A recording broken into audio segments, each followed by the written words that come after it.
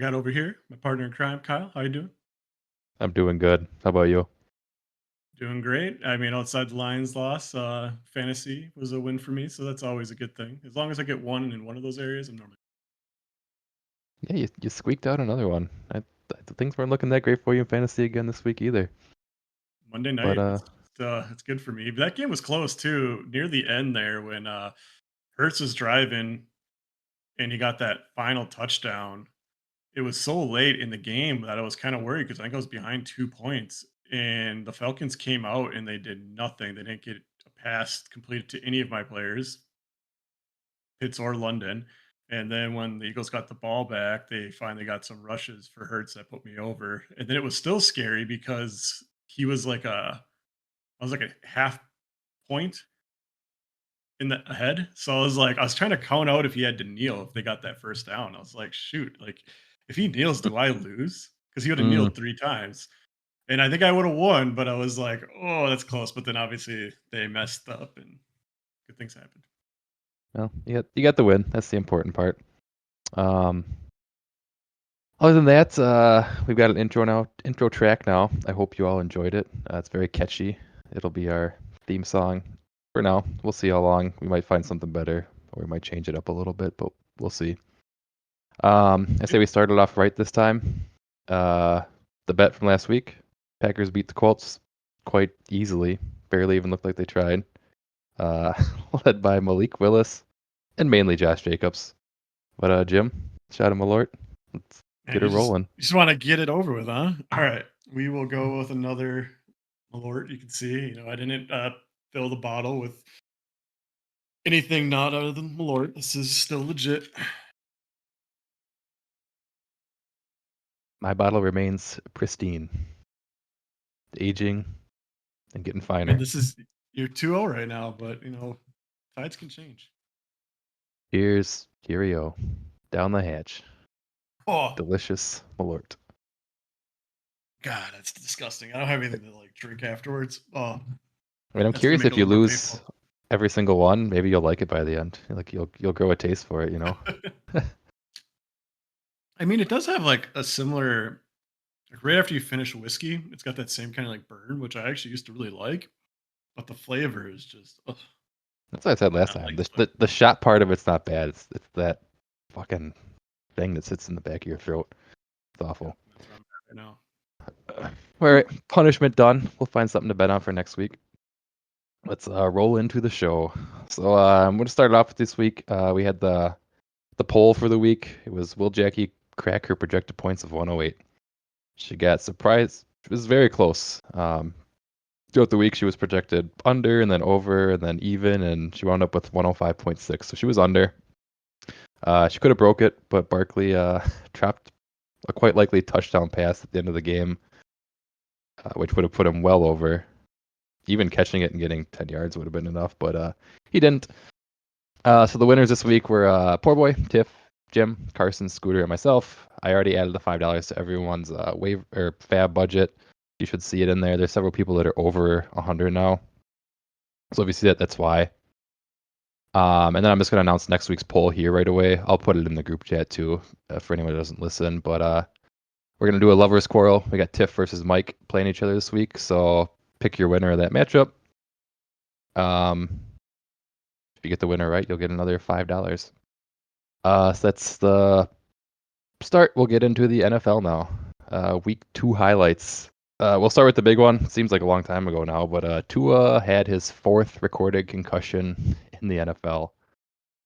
Um, what do you think here, Jim? You think he's gonna come back this season? It sounds like from what I heard, he's not retiring. It sounds like he does not want to retire currently. Yeah, I mean, he's already pretty much. I don't know if it's been announced by himself, but from all accounts, is that he's going to try to make this work. He's going to some private neurologists and getting different opinions before he returns. And they did put him on IR today, so he could go through that. So it seems like they're at least taking this pretty seriously, which I like to see. I honestly feel like at that point he should retire. I don't know how you can think another one of these concussions is not going to knock him out and be mentally crippled by the time he's like 50. So I hope, everything works out for the guy. He has, I don't know if it's his cousin or what, but, Manti Te'o, the one that had the imaginary girlfriend that they did the whole Netflix series on, he's, like, related to Tua in some way. He knows Tua's parents, and he had a heartfelt message to Tua, literally begging him to retire on national TV. So, I mean, it's definitely becoming a pretty big topic, and, I mean, when you get to that position where your hands go up, and this is not the first time, like, you are out, completely out. From what I've been reading, people say when you get to that point, you don't remember anything for like an hour, and then you just come alive and wake up. So again, I hope for the best for the guy, but it's starting to get scary. I mean, football's not worth it. Yeah, I mean, no one wishes him ill will. I I presume his he does have a kid now. He's married. I assume their opinions will have a factor in it. I presume you already talked to him about it, but yeah, from what I've been hearing, he doesn't want to retire. I get it too, though. That's your if you're in the NFL, it's clearly your passion to play football. You don't make it that far without absolutely loving it. So I can see why you wouldn't want to do it, but there is the long-term consequences that we've seen from other players in the past, kind of before they really started recording this stuff. But when this concussion stuff first started coming out, yeah, they started looking at the brains of some of these guys after they had, you know, done some atrocious things, oftentimes killed themselves. Um, and you see it's not just a short-term thing. Like it can affect you 20 years later with things you didn't really think about. So I wish him the best. Yeah, I'm glad he's on IR, but I'm sure he's going to get cleared to play at some point by the neurologist. Like that's the NFL's protocol. But sooner or later he's going to clear it, whether it's a month from now or 2 months from now. Right. Yeah. I mean, he's probably gonna clear it in like a week or two, I'd imagine. Like they don't really last that long. If it's beyond 2 weeks, I mean, that to me seems like he probably shouldn't be playing again. But I mean, I'm no doctor, so I'm just going off of my feelings. Yeah, I get you. You're a little bit quiet again. Just heads up. Yeah, I kind of looked into this because I was curious. I mean, I'd heard all kinds of things when it first happened, like, oh, it's this many concussions. So I did some research. Well, I fucking looked into Google just to see what had happened to the guy. So just for anyone who cares, this is what I found. So he had one concussion when he was in college in 2019. He actually fucked himself up pretty bad on that one. It wasn't just concussion. He hurt a lot of his body. Um, but then he came into the NFL in 2020 and 2021. Nothing happened. He didn't play much in 2020 though. In 2022, that's when we saw all this stuff happen with him. Because 2020 last year he was fine all season, but there was no issues with him. But 2022 is kind of weird. It was week 3. He got taken out of the game for suspecting concussion. But he went to the tent. The neurologist cleared him to come back into the game. So he went in. He played the rest of that game, which was on Sunday. He had another game on Thursday, so 4 days later. And in that game, he had a concussion, got taken out, and then the neurologist from week 3 got fired.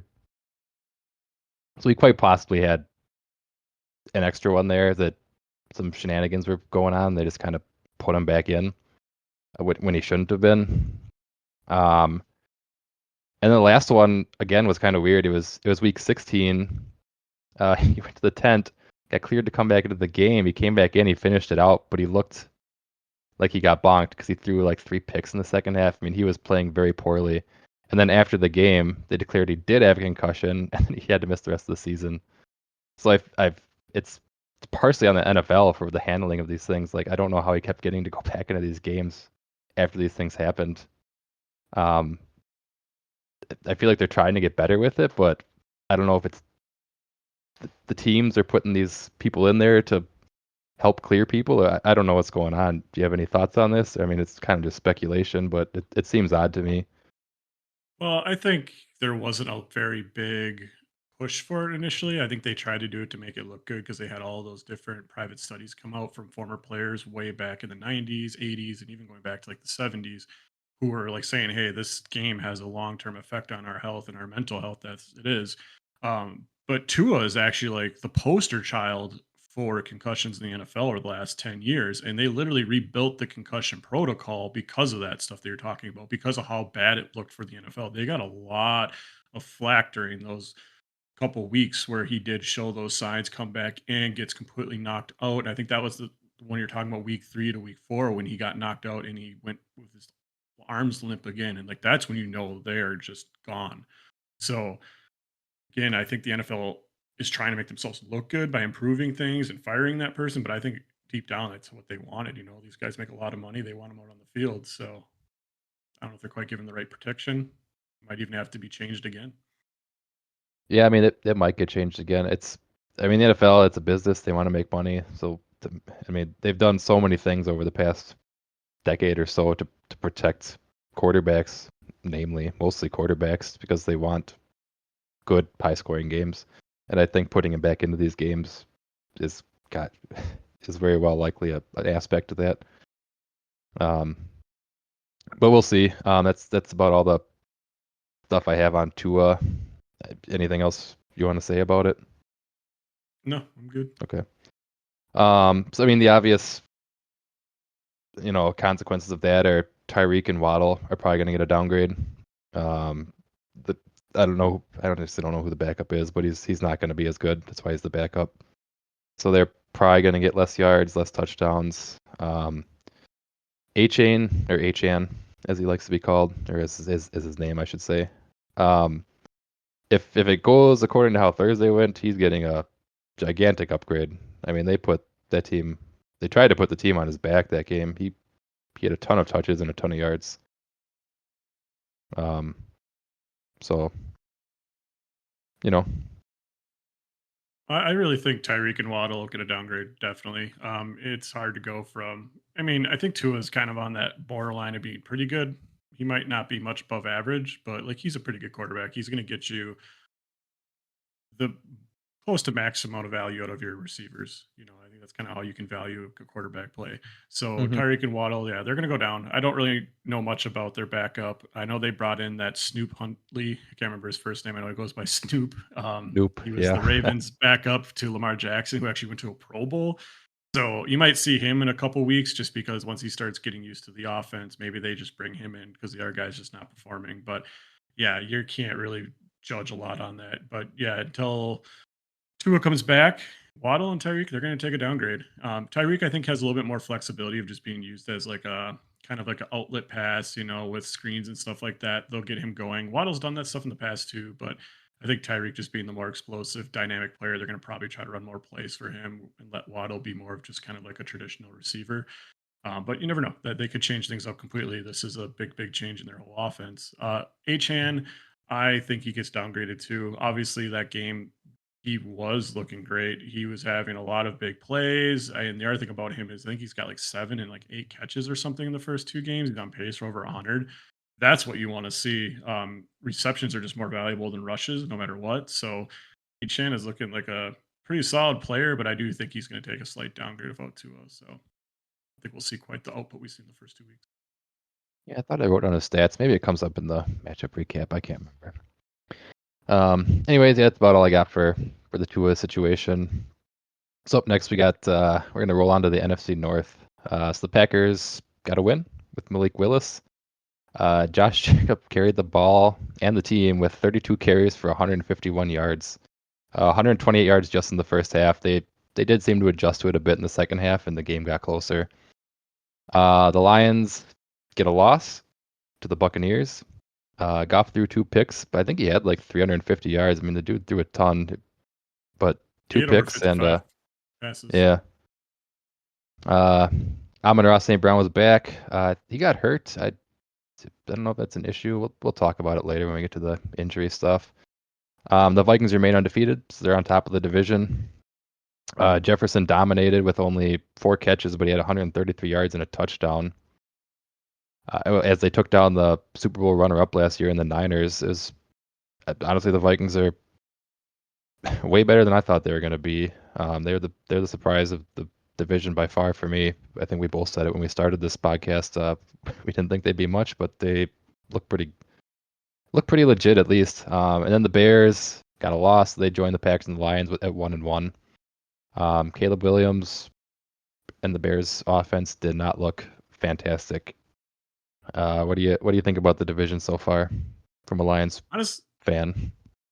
honestly, it hasn't gone much different than I expected. I think I even talked about the Vikings being a surprise team early. I don't think they're going to be like crazy good, but I wasn't surprised that they'd win some close games, and I didn't think that Sam Darnold was going to be a huge downgrade from Kirk Cousins. I think, his time over in San Francisco really helped build him into the offense, and he already kind of knew where he was. So he already got like a year head start. And I think if you just have the right players around him, he can produce. It's kind of a similar thing to Jared Goff. I don't think Jared Goff can really be as good as he is without having the skill positions and the offensive line the Lions have around him.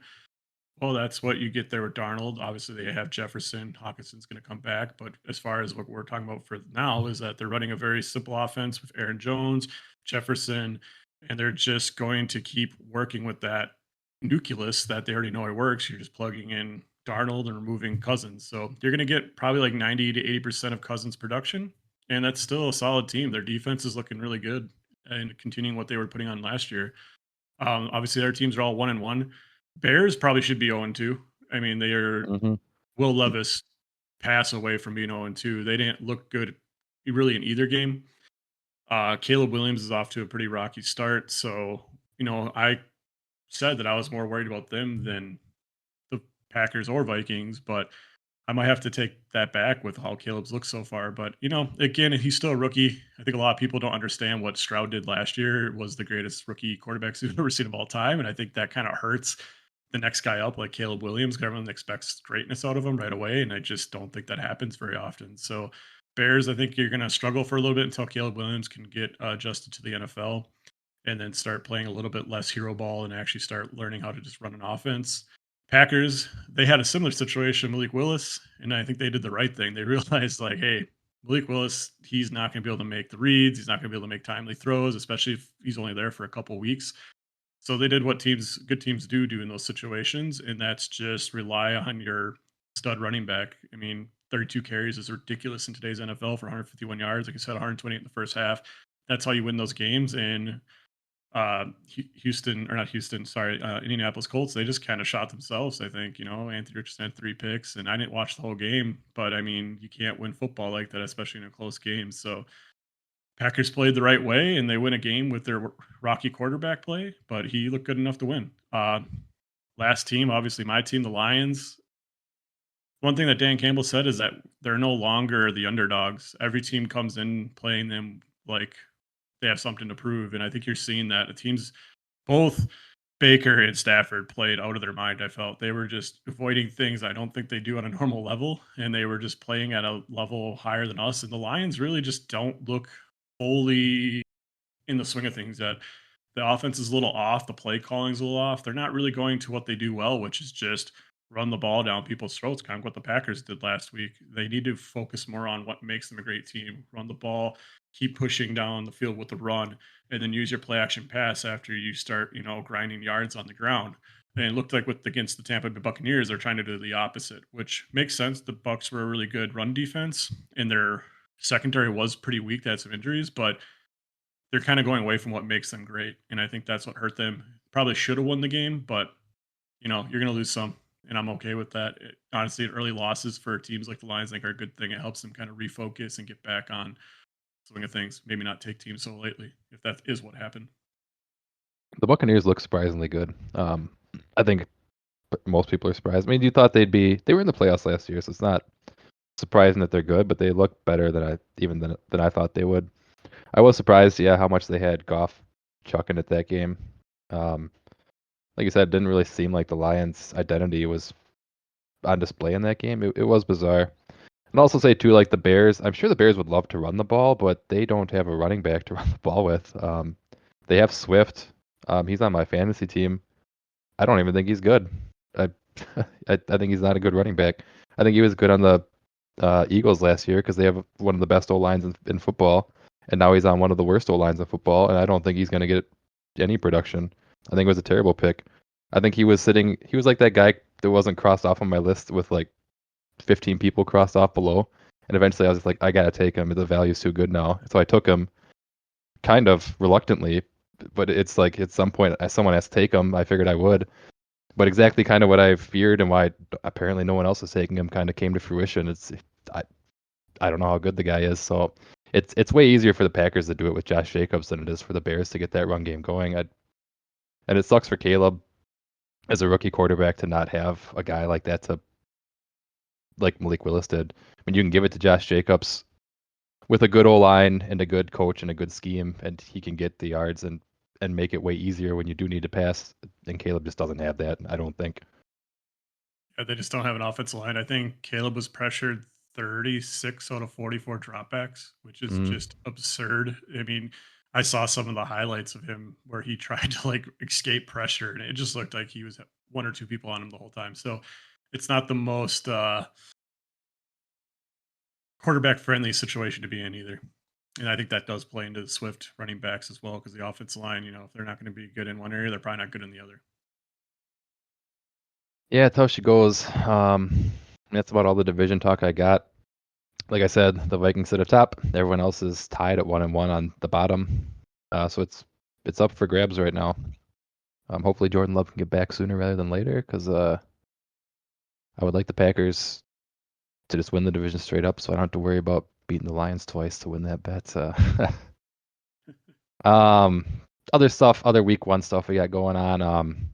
The Cardinals just walked all over the Rams. The Rams guys got pounded as they continued to get their players pounded. I looked it up. They're down 8 starters since week one. Um, so in 2 weeks they've lost 8 of their starting guys, including Puka and including Cooper Kupp. So they're in trouble. I mean, they were pretty much consensus playoff bound team at the start of the year, and I don't know how they get there now. That's so painful. I mean, unless Stafford can pull out some miracles, I mean, he has the ability to, but yeah, they're going to be down. I mean, I don't really know what else they have at receiver. I don't know if they have a guy they can rely on anymore. I mean, you lost your two starters, both incredible players. Your team was basically built around their production. So you don't have one to one replacements for those players. So it's going to be a struggle for them. I would imagine they're not going to make the playoffs, and you're going to probably see a really slow start. Maybe once Cup comes back or Nakua, you might see them start to gain some steam at late in the season, but it's going to be too late. They're already down 0-2 with all those injuries. They're probably going to start out like 0-5, 1-5, 4. They're just going to have a rocky start in the beginning of the year. Yeah, we'll see what they do. I mean, they do have Kyron still, and McVay's a great coach. I hope he can get a few wins in, and then hopefully Cup and Puka can come back and they can get rolling, because they're fun to watch. I love watching the Rams. It's a high flying offense, and it's super fun when they're all clicking. Yeah, That's just not the case right now, or it's not going to be for a while. Up next, we got the Chargers. They just walked all over the helpless Panthers.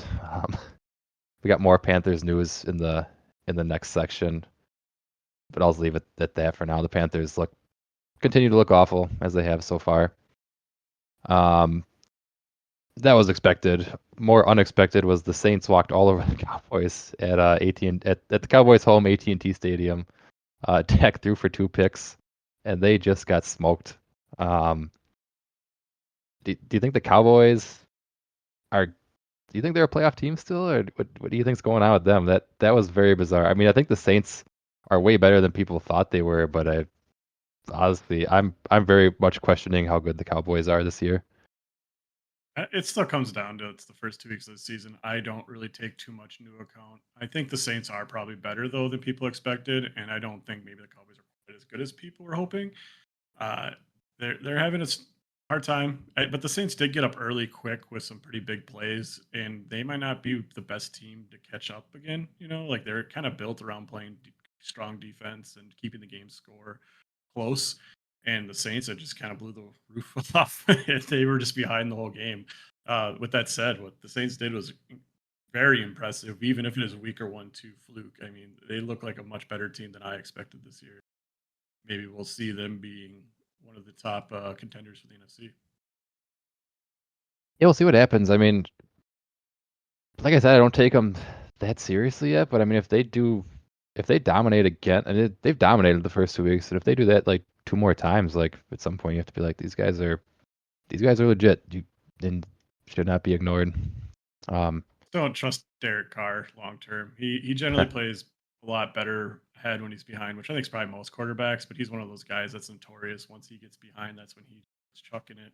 And when he's under pressure, he just doesn't perform well. So let's wait until they actually have a close game and see how they respond. um, Up next, I got an old friend of most of the league, Aaron Rodgers. He got his first win since January 1st, 2023. And it wasn't even a pretty win. It didn't look that good. It was actually a pretty close game. Um, but they got the win. The Jets will not be defeated all season. They looked okay. Any thoughts on that? I'm just a little disappointed because Aaron Rodgers' last successful, well, should we say successful? His last pass that was caught was Kirby Joseph for over a year in that Packer Lions game when they had the walk-off interception. So I am very disappointed over the last 2 weeks now that he's completed some passes to other NFL players. But I don't have a lot to say on it. It's going to be interesting to see how he responds. But I think that Jets team overall is kind of flawed. So I don't know if he's going to really be able to elevate it. He's not the same player he was 3, 4 years ago. So he might be more closer to like a Kirk Cousins level starter, if not worse. And I don't know if that gets the Jets to be a competitive team for a playoff spot in the AFC because AFC is just chocked full of great teams.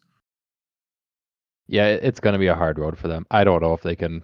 From what I've seen the first 2 weeks, I don't know if they can make the playoffs. Part of the problem is they brought him there after the 2021 season because they had an elite defense at that point. But 2 years removed, you lose some players get older.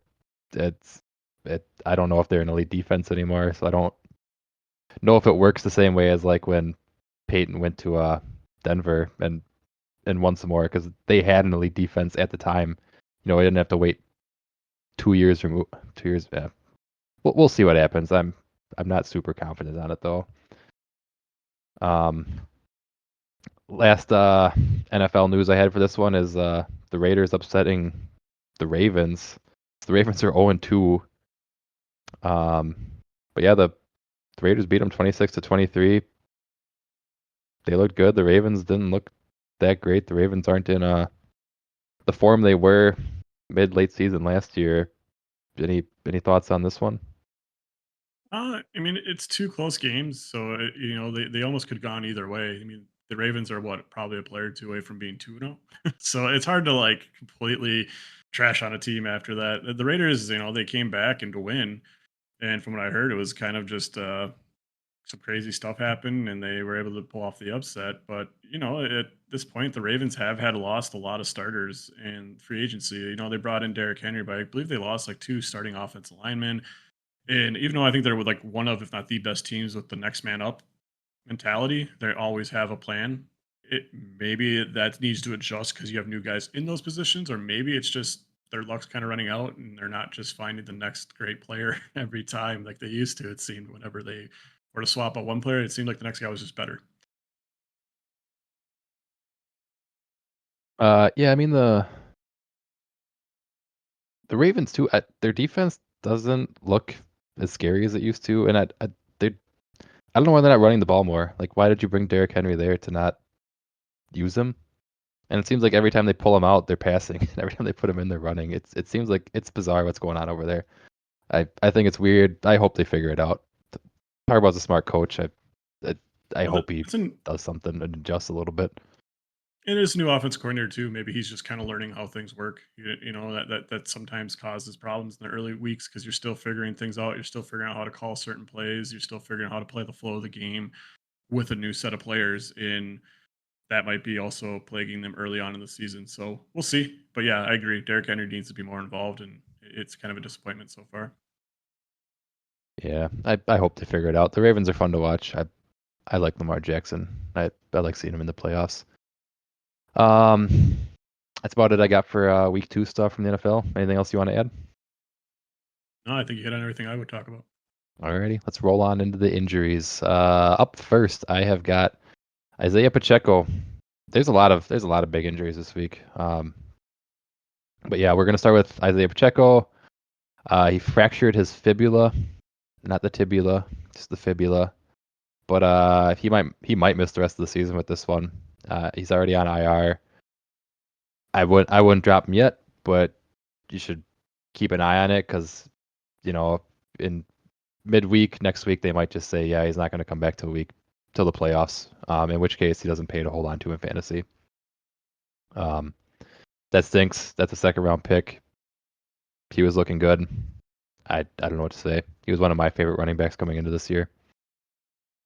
Yeah, he's you got to figure out what to do. If you lost him, they look like they're going to sign Kareem Hunt, and then I believe Carson Steele was the rookie that they were kind of hyping up in the game, The and I fullback, believe they but have. yeah, Yeah, but he was getting the carries, so maybe he is the next guy in line. Who knows? It's hard to tell sometimes with can't think of their coach's name right now.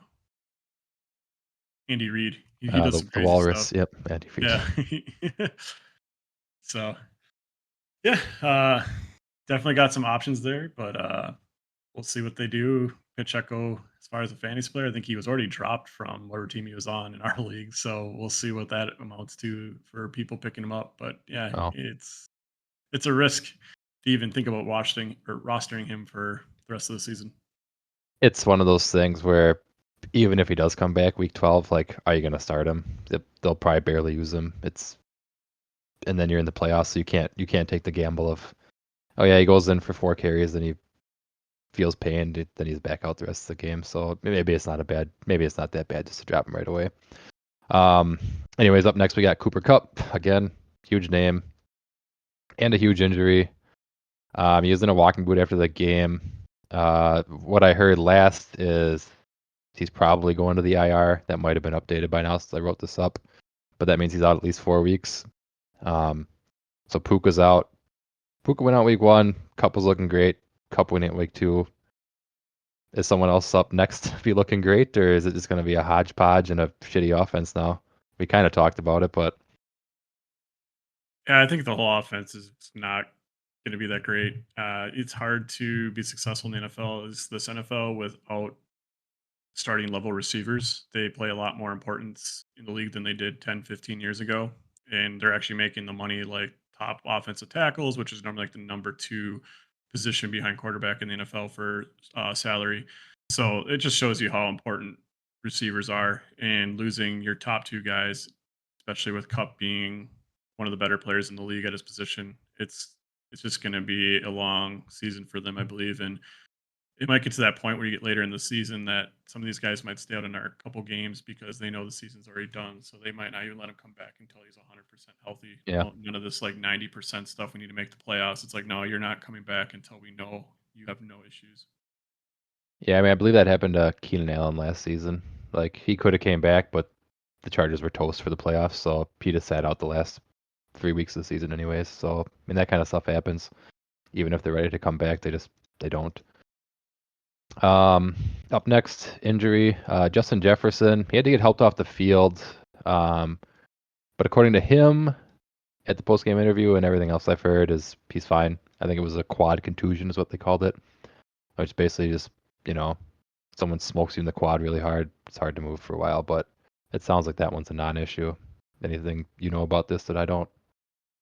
No, it's just a non-issue. I'm getting kind of scared though. These players keeping up with this whole like I'll be fine, because wasn't Kenneth Walker saying how he had no problems with his injury? Now he's missing one Mm, week, potentially 2, and I felt like there was another player I think that did it as well. So it just seems like these players keep coming out and saying they're fine, and then they miss multiple weeks afterwards. And from what I've been reading, a lot of conspiracies are that now that gambling is such a huge part of the NFL, that the NFL is actually telling players to be kind of a little more hush hush about injuries. And I think it's going to be more of a this is going to be what it looks like moving forward, and it's going to make fantasy even more of a headache. nice. Well, we'll see what happens. I mean, I hope he's fine. Again, fun player to watch. I don't root for injuries on anybody, but you know, when you have a talent like that, you want to see him play. And he missed half of last year. I mean, he got his bag of money, but even so, it's fun to watch him play. Up next, we got Joe Mixon. He had an ankle injury. He's getting an MRI, is the last I heard. Um, so he's probably gonna miss time. if it's an ankle injury, especially as a running back. I don't know how much. Is there any update to this that you know of that I don't? I didn't see anything as of well the time we Okay. started recording, so I don't think there's anything new. I think it's kind of a we'll hear more tomorrow, and then we can make our adjustments then. But again, he's another player I think that came out and said he's fine, so we'll see. It just seems like these guys keep saying it, and then they keep missing multiple games, which I feel like fine means you can play following week. Yeah, I mean, ankle for a running back is usually bad. Um, Sometimes they try to play through it, but they never look quite right when they're doing that. So we'll see what happens with Joe Mixon, and he had an awesome start to the season too. I mean, he's been looking great on his new team. So I hope he gets better, and I hope he can play some more this season, even if not for the next couple weeks. Up next, I got this is a weird one. Evan Ingram, he got injured during warmups for the game. It was his hamstring, so he missed the game. But for fantasy players, there was no. We were texting about this in the group chat, so I'm sure everyone saw. But I always look before the game. I looked at everyone's team, and if I see someone that has someone that's out, I usually message them, to say, hey, this person's out. You might want to change your lineup. Um, I even did it with Vicky with last year in the championship game. She had some, I think it was Amari Cooper. She was listed as out all of a sudden right before the game. But I'll always text somebody if I see someone listed as out if I look. And this one didn't show up at all. All of a sudden, he just wasn't playing, and I know I looked quarter till before the game started, and he was not listed as injured, was not listed as out. So I don't know when this happened or how this happened. It was a very strange one. Yeah, I wonder if it's just maybe timing. They said warm up, so maybe it was literally right before the game. He just tweaked something and he got uh, did not play. I'm not sure. I didn't really follow too much of it, but it does sound like a pretty bad situation. Luckily, it's earlier in the season where those things don't matter as much. But it sucks that you might have to even pay attention to your team all the way up until the moment they snap the ball. Normally, it's like if you're an hour into the before the game started, it's okay. It'll be like, okay, my team's solid. But even that doesn't Yeah. seem safe. I mean, with a tight end, you don't have a pivot option. Like, what are you even going to True. do anyways? Unless you happen to be sitting on a second tight end. But Well, the Richard odds had are. 3 tight ends, so Oh, did he? he could He was I looked uniquely at his team. He could he was even have one uniquely in the set up to flex do and a this. second starter, so he was good, he was fine. Huh. Interesting. Next up, I got AJ Brown. As far as I knew, he finished the first week's game, but then he missed. He missed last night. Luckily, the Eagles were cool and actually announced this on Sunday, uh, before Sunday's games even started, that he wasn't going to play. Um, but it sounded minor. Again, you mentioned this several times. I guess we never know anymore, but it sounded minor. He was still on the sideline. He didn't seem to be limping or anything, but yeah, he missed this week. Hopefully, he's back next week. But not not much more to comment on. Just keep an eye on it if you're an AJ Brown owner. And the thing about here is I think teams also understand that this is the early part of the season. They don't need to push these guys back, and I think there is more of an emphasis on making sure players are healthier and take a little bit longer to get healthier before they just throw him back out there. And I think that's kind of what this AJ Brown situation is. I don't know if his injury is that much worse than some of the more minor injuries we have. I think they're just being very cautious and they're just taking their time, which is actually something the Lions started doing when they first brought in Dan Campbell. I think it's more of an emphasis on keeping the players healthy, which is a great thing. I think before money drives the league, so it's hard to keep players out, especially players of that caliber. And I'm sure they want to play too, but I think it's a lot of this might be protecting the player from themselves as well. It could be, and especially when you believe you're a playoff team, you're gonna need those guys on the stretch because when you're playing the best teams in the playoffs, you can't not have those guys for those games. You cannot have those guys for these games and still get wins. They did lose this one, but they could have won it. Um, just kind of fluky. They lost by a little bit. Um, and also more teams get into the playoffs now, so it's a little bit easier to get in there. So I get it. Yeah, early in the season, if a guy's hurt, let him sit. Let him get healthy rather than put him back in with a sore hamstring and then he tears something else because he's running funny and he can't cut quite right, and then he tears his ACL and he's out for the whole season. It makes sense. Um, the next one's not technically an injury, but it's noteworthy because the guy won't be playing anymore. For fantasy, I guess it's not really noteworthy, but for for the show, it's noteworthy. Bryce Young, not hurt, but he is benched. He had 1 full season and 2 full games. He's looked pretty bad the entire time. We've kind of been shitting on the Panthers the last couple episodes. Are they going to win 5 games? They probably won't. I don't know what the plan going forward is for the Panthers. I mean, we kind of mentioned it last week. Are you just going to tear it down and rebuild again? I don't know what they plan to do.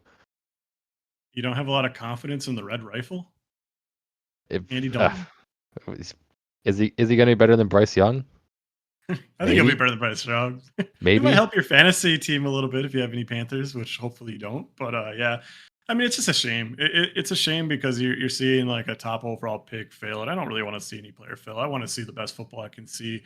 I think what it comes down to, he's just too small and he's not athletic enough. I mean, he all he really had to claim to fame is he had a good processor. They said, he could break down film and he can like go through his progressions and hit the open man with accuracy. But when you're 5'11", you're not even 200 pounds. You can't take hits. He's not like exceptionally athletic, so he can't just make crazy plays like um, Kyler Murray, who's about the same size, but Kyler Murray I think has like 20 pounds on him. It's just way more athletic, and I think you're seeing when you're not exceptional in one area like athleticism or just progression passing, like kind of reading a defense like Drew Brees, which Bryce Young kind of had in college, just not the NFL. You're just going to falter. There's too many things holding him back. So hopefully this is just maybe something he needed and he can come back and prove everyone wrong. But I think we're seeing the next big bust at quarterback. We might be. I mean, occasionally he'll get another shot, almost guaranteed. Someone will sign him. He'll be on a team. You know, whether he'll be a starter again or not, though, I mean that depends on what he can do. I wish him the best. Like you said, I don't root against anybody in the NFL. Well, except for like the Lions and the Bears and the Vikings, or whoever the Packers are playing that week. But I don't root against any player individually.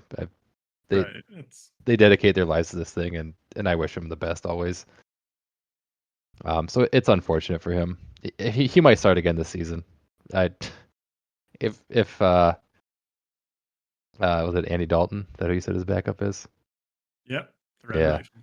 I mean, if he loses 4 games in a row, he'll be back in and he'll get another shot.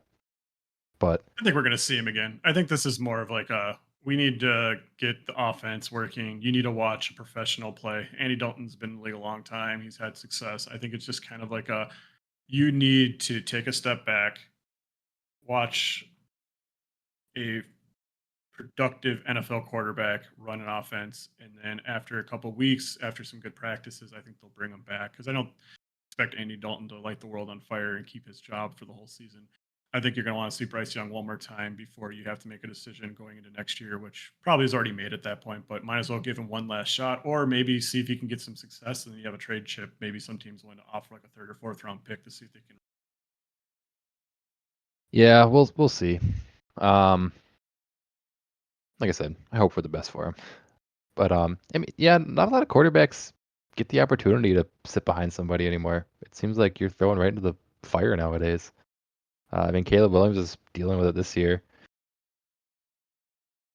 I I mean, mean, but when you're, it's hard. It's when you hard to get, say for the team. Like they want to start winning, but at the same time, do you take the do you, it seems like it's worth it to take a season of mediocrity of sign a veteran, let the guy sit and learn for at least 1 year. Like it seems that's what they used to do, and they don't do it anymore. And I don't know. You have any opinion on this? I think a lot of it's money driven. I think it's just you get a lot of backlash from the fan base if you're not starting the savior of your franchise, right? So it's hard to keep a young, high drafted quarterback on your bench just because of something like that.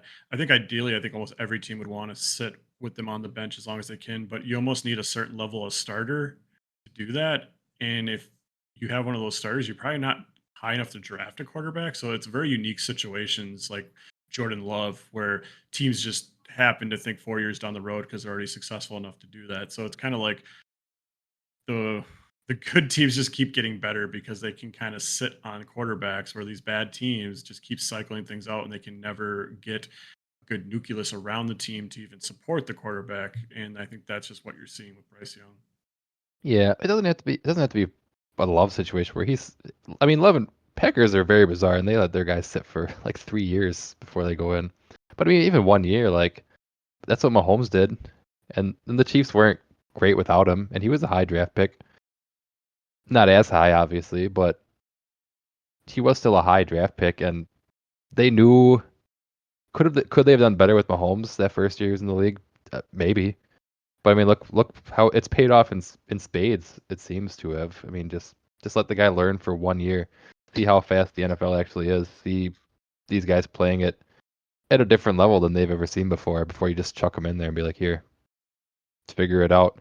Get your confidence shot to pieces and be worried constantly because you're not performing as well as you thought you would, because that's what you've always done up until that point. Yeah. But I don't know. Anyways, moving on from that quarterback situation. The last one we have is Christian McCaffrey, who hasn't even played a game yet, but he went from the presumed starter week 1 to missing that game to being put on IR before week 2 even started without ever playing a game. Pretty bizarre. All we know is tendonitis in his leg. Just a weird one. It sucks. It sucks, especially if you're a McCaffrey owner. So on that note, why don't we have a little bit of a chat with our own league's McCaffrey owner, Lee? How's it going? Pretty good. How about you boys? I'm good. Jim? Doing good. Good. So we wanted to have you on today, ask you a couple of questions, see how it's going for you so far this season. We'll start out with a simple one. You had the Losers Trophy for a whole year. I'm just curious, how's the home feel without it? Feel empty? Did you find something to replace it with? How is it not having it anymore? You know, I still got the shelf space cleared here in the closet by the setup. I'm sure Gorn's probably going to miss it because usually stays in here with it every time he's up here. But, you know, the way things have been going lately, I think it's probably coming home anyways. You're fighting to get it back. You're making us. Not You only got to actually win. trying, but You only got to win one game at the end. You can have the worst record and not take it home. So keep that in mind. Jim, I'll shoot it over to you for the next question. All right, Kyle. All right, Lee. Got a question for you. So you drafted McCaffrey first overall. A lot of people in fantasy did. Obviously, he was the number 1 pick by most standards. Hasn't really gone very well. Obviously, being put on IR. How do you deal with something like that? all right. Here's where I had a little negligence here in the first week. I was sitting there looking at Jordan Mason, right? That was the very first week. Didn't even there wasn't a game played yet. Sitting there looking at him like, nah, I'm not gonna need him. The 49ers were saying, no, Christian McCaffrey will be good to go. Game 1 is fine. So I could have gotten Jordan Mason for either very cheap or possibly free week 1, but I went with what I thought the 49ers were putting down, and ended up screwing myself in the long run over it. And then Mr. Scooter picked him up for 41 fab bucks, which gave me no choice. There's no chance I was going to pick him up. Yeah, actually, Scoot was Other than talking that- to me. He was asking me some questions because we were trying to do a trade. And he's like, "I'm gonna bid 35," and I'm like, "I don't know if that'll get it." I'm like, "I'm thinking Lee might drop 50." So I was like, "You can try that, but I wouldn't tell me what you're bidding because I'm also gonna bid on him." Obviously, I bid 31, I think, because I was just, you know, hesitant. But I thought, hey, if he ends up playing more than just 1 game, he's gonna be worth something. So yeah, there was other people looking at him. Yeah, I really thought absolutely. he was gonna get 1 or 2 games max, so I didn't even bid on him. I thought he would go for way too much, but looks like a value now. It's a steal so Scooter's far. got him. You trying to trade for him, Lee, or are you just letting it be? I've had a lot of trades come in. Everybody was trying to get Joe Mixon off of me, and just looking at my lineup and everything, it's like Pretty much my best running back that I have on the team right now, unfortunately. So I was denying some trades, and now Joe Mixon might be possibly gone next week. I'm not sure. I haven't really checked in too much since He's getting an Sunday. MRI at the last I saw. I don't know what more is than that. Yeah, MRI. That's what I'm seeing as well right now. Yeah. Being I mean, non-committal. yeah. Speaking of which, yeah, you possibly losing Joe Mixon. You lost Jordan Love. Week 1. You lost Tua in week 2.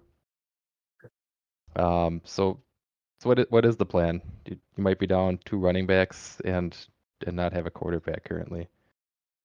So you throwing trade offers out there, or you just plan on pounding the waiver wire this week? I did put in for a lot of random people on the waiver wire actually this morning. Threw some fab dollars out there. I probably might not have bet enough on some of these guys, but then again, I don't know. They're kind of no-namers out there that's left. I'm not gonna exactly tell you who I try to go for because Yeah, don't Yeah, definitely don't don't say the tell numbers anything. $50. or the names. Yeah, but This will air before Fab goes through by yeah, a that's day. what I was thinking. But yeah, I have Uh, my eye on a couple people, just trying to make some stuff work with receivers and possibly some running backs as well.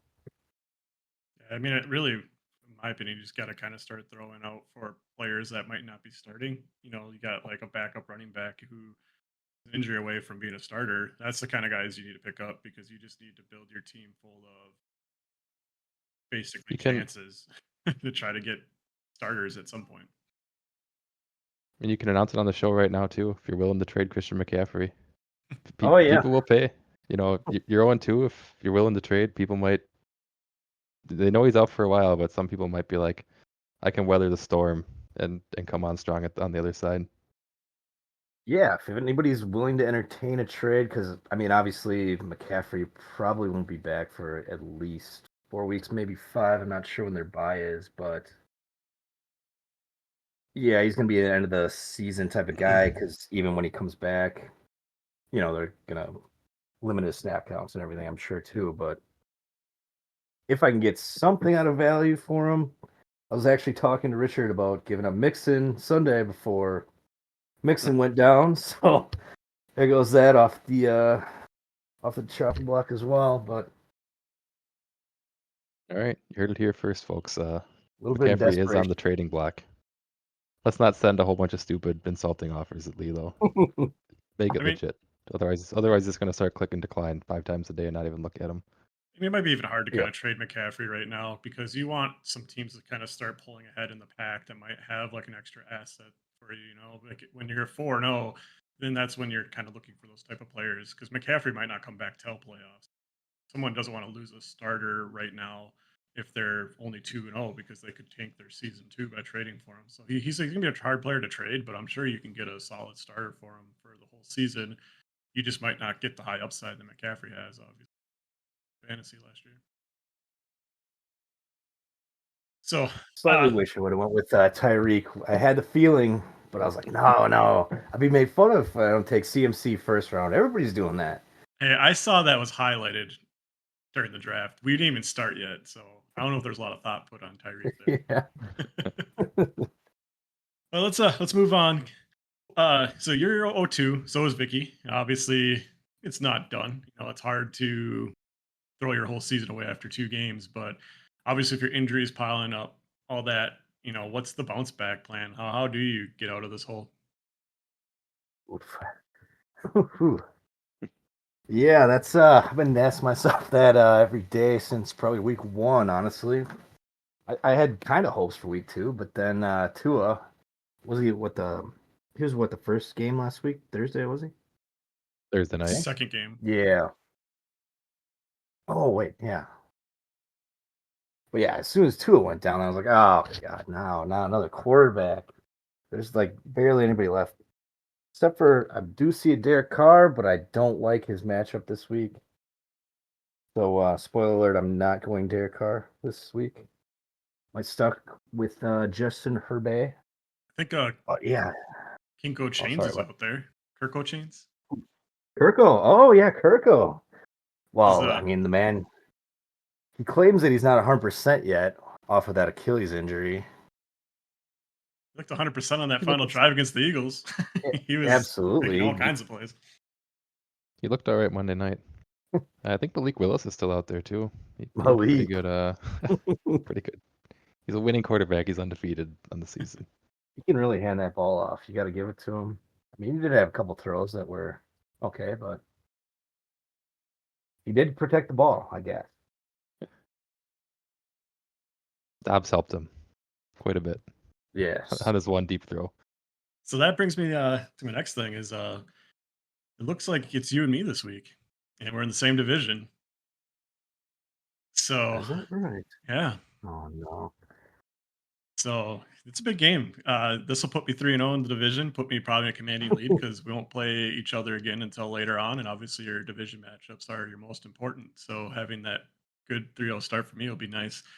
Not saying that think I'm going to win, but I feel pretty confident, especially if you're going to lose Mixon too. Uh, how do you navigate through that? Do you have any plans? You know, throw any surprises out there? Oh, this is the week where Aaron Jones, I know for a fact he's definitely scoring at least 40 points this week. There's no chance that I have any doubts in that. Amari Cooper also going to step up. You know, probably maybe at least hit double digits for once. But I'll probably still lose. Yeah, I looked at I your am going team. to sit Romeo Dubs. I was looking at your team earlier and I was like, man, I even felt bad because like Cooper was supposed to be a lot better than he was, but I think he'll come Yeah. around. He has a lot of targets. He had like 9 and 8 targets in both games. So typically those are the guys that they're trying to get involved, just for some reason they can't. And the first 2 weeks of the season are so random that you never can really predict what happens in the first 2 weeks in compared to the rest Cooper of the year. Cooper had some bad drops too, though. He wasn't looking great. Deshaun Watson looked a little better, but Cooper wasn't looking great. Hopefully he does turn it around though. Cooper's always had that every now and then. I'm a little Um, disappointed. yeah, Oh, let's, sorry. let's kick it off of fantasy now. We'll try to go on a more uplifting note. How Packers are 1-0 now. How you feeling as a Packer fan? Honestly, I picked them to lose this last week. You saw it in Pick'em League. Malik Willis, I had no faith in at all. I mean, yes, we have good receivers and tight ends and everything like that, but as a QB, I did not have faith. But it seems LaFleur had the game plan pretty much perfect to make him look good. Hand the ball off almost every play. It's And the ball off, couple throws here and there, let Romeo Dubs make him look good. just enough to keep the defense honest. Yeah, that was the plan. So yeah, the Packers are 1-0 or 1-0. They're 1-1. So we're tied for last in the division. Ironically, the Vikings are 2-0 and sitting atop the division. Is that causing any friction in the household? I know Ashley's a Vikings fan. She is actually impressed that they're at 2-0. She, as soon as she heard Sam Darnold would be the starter there, and for foreseeable future, she had no faith in the Vikings season at all. She's like, draft picks maybe, whatever. But the fact that they're 2-0 right now is insane to me with Darnold. But I don't know. Maybe I'll pick him up. Maybe that'll be my week 3 strategy against Jim. Hey, if he throws 197-yard touchdown to Jefferson every week, then There we he'll go. be a good quarterback. Good start. So she hasn't gotten revenge on you yet, gotten some friends together and came in and did the Viking streamline to you. Yeah, what is there even song that they could use? I mean, the Packers got a couple, but Yeah, what would probably she be just able to do? I think they just run in there and the start screaming skull. That's yeah, big, skull Yeah. and a big drum. Stupid horn all the time. right? Ooh. Wherever you I are. mean, you're definitely owed one or two of those from the 2021 season. I can't remember what season we did that almost every week. Every week. If you're not familiar with this, Jim, it was when the Packers it was Rodgers' last MVP season, so they were winning a bunch of games. Yep. Every time they won, we were at Casa de Amici drinking. We'd all go over back to Lee and Ashley's house afterwards and play the Bang on the Drum song and just dance around for like 2 minutes straight. Yeah, Yeah, I feel like you have Oh my that coming god, then. every week. It's definitely owed. I'll say that for sure. We got any other questions for Lee here? I have a question, Lee. How do you plan to take on the big black one? Do you like kind of step up? Do you buy like some smaller ones and kind of build up? Because I don't know if you want to just take that all on right away. That's a lot. I mean, I heard it's a lot like if you try and engage your ears. I think trying to be able to sit on that Doc Johnson, you don't want to try and just go right for it. I think that's what you're trying to say here. Yeah, But yeah, you try and build up, tape it a little bit more at a time. maybe get some lube. Carson's has to go through that now, so that's my advice for him. He's got a wife that can also help him, I guess. Their wifely duties, probably. Good to Future have wife. help with tasks like that, yeah. Little piggy It's not a Yeah. bank. one person operation. No, you got to expect some injuries as well, I would assume. Maybe that's why Christian Have the McCaffrey's first out aid right kit now. handy. I was trying to read these questions. Did we go through this? They're home with. Oh, That's yeah, about yeah. everything I got. Any other you got any other questions for him, Jim? That was it for me. About you, Lee? Any other comments? Anything you want to throw out there to the league? Any shit you want to talk or Hmm, well, I just want to say, Mikey, I owe you a bottle because you destroyed me, and I'm a little disappointed in Young Wei Ku, however you pronounce it. I only needed 70 points out of him. For a kicker, I mean, I feel like that wasn't asking much last night, but he did not deliver. So I guess we have to get a different kicker. Somebody who can get me 70 points when I need them. they're hard to find, but they can be out there. Might be the one person that will trade you for Young Hoku. He might give you a pretty good offer. Yeah, he is Got a in love little with him a soft little spot bit, for I him. think. Oh, yeah, he Yeah. had him like in his first year that he did really well, and he's just been a fan ever since. Package him with McCaffrey and ask for the I don't know, whatever his best guy is. Yeah, I can't remember his team. I'll pick Etienne and Laporta for those two. There you go. Trades out there, Mike. Come on. I'll set it right now. You can have your kicker back. But yeah, hopefully it's just bad luck, and maybe I can somehow turn it around on Jim week 3. If I don't, I don't know. The season might be looking for a Doc Johnson again. That's a rough He'd be the start. first repeat winner. What has it been? 3 years? 2 out of 3? Yeah, I got it the very first year. So then, yeah, Carson's, I had to pass it off to him. He didn't have to kiss it, but I'll have to kiss it when it comes back. And who knows how it's going to smell or taste, or You might want to wash it first. might be a good idea. Get the power washer out there, Kyle. For the Did you next send draft. like the cleaning stuff with it? I know I gave it to you when I gave it to you. Yeah, the bag with the suction cup, and I think there was some Suction lube in cup. there too. I don't know if there was And lube. There was definitely some sort of powder I think you're supposed to use on it to maybe wash that's it. what it was. Is that stuff that came Yeah, with that it? Yeah. it came with it. Yeah, a little baggie, and it's somewhere on one of my garage shelves. I just couldn't find it before the draft, so I was like, Carson's, I'll give it to you whenever I can find it again. But I know it's out there somewhere.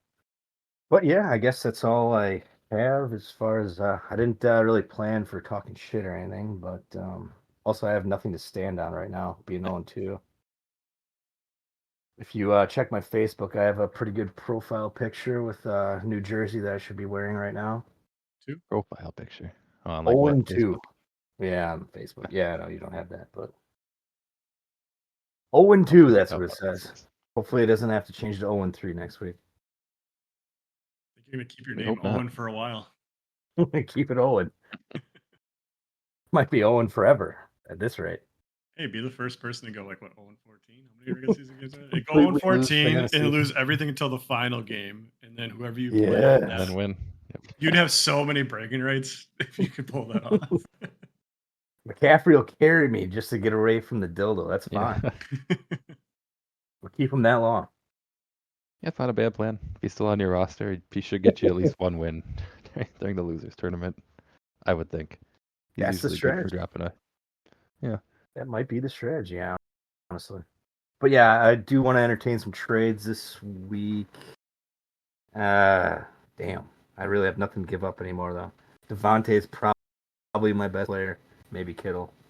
Well, if you want some advice, if I were in your position, and I've been in that position before, I've even had a team that started out pretty poorly and turned it around and won a championship. And what I always do in those situations is try to find 2-for-1 trades. Generally, when you're in the more, or when you're higher, let's say like 4-0, 5-0, it's easy to go, okay, I'll give you 2 players to your best player because I'm trying to make my team better. But in your situation, it's the reverse. You should be looking to trade probably Devontae Adams and get 2 players back. You have so many injuries already. You might want to get a player not quite as good as Devontae Adams, and then get another player that might be on their bench. That might be a high upside guy.